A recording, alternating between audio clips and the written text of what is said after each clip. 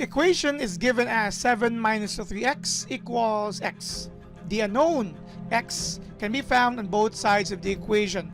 We are going to use here necessary operations to solve for the unknown. That would mean isolating that said unknown on just one side of the equation. We're going to show you here two different steps or two different methods in order for us to solve for the unknown. Our equation again is given as 7 minus 3x equal to x.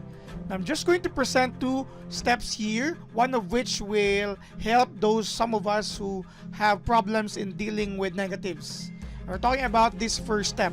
Instead of removing 7 on this side and finding out or deciding to make this left hand side be for the unknown x, let us try to remove the term 3x here by adding 3x.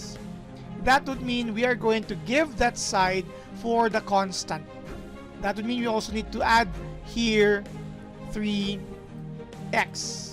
With this, 3x or minus 3x plus 3x becomes 0. You will have here 7 is equal to x plus 3x, which is 4x. Then, we see here that the coefficient of our x is positive. Hence, it will not be difficult for some of us. Then, let's divide here by 4. Because 4 divided by 4 is 1, leaving x. Doing the same thing on the other side, you will have this. In short, you will get a fraction of 7/4 be equal to our unknown, which is x. If our answer is a fraction, or in this case, an improper fraction, please stay as an improper fraction. Do not give a value in mix, which is 1 3/4, nor in decimal notation, which is 1.75. Let's stick with fraction so that in checking later on, it'd be easier for us. Here, we could apply here the symmetric property, the property which allows us to interchange both sides of the equation. If you like this form, x equal to 7/4. This is a form where we usually see in other steps. Now, we did this process to make sure that we will have here a positive value for the coefficient of our x. The second method I've mentioned is when we go back to the first task or idea of removing this 7. So we're going to subtract here 7. 7 minus 7, that's 0. We're also going to subtract 7 here to retain equality. So you will have here minus 3x is equal to x minus 7.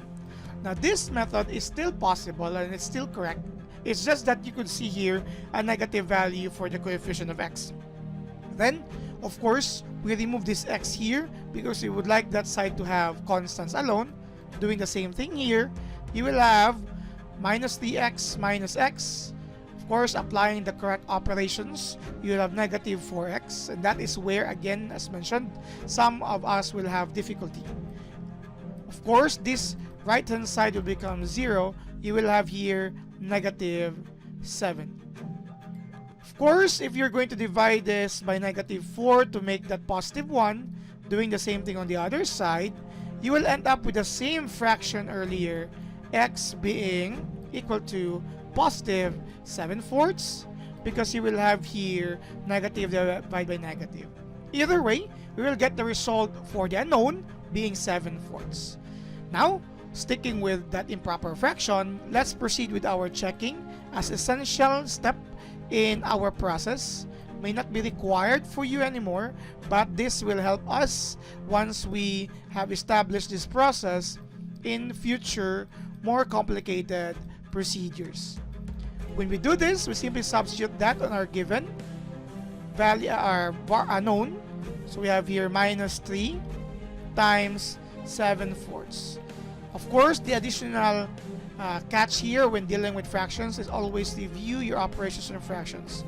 This would be equal to the value of 7x, or I mean x, which is 7/4, and we are still on checking, so we place here question mark.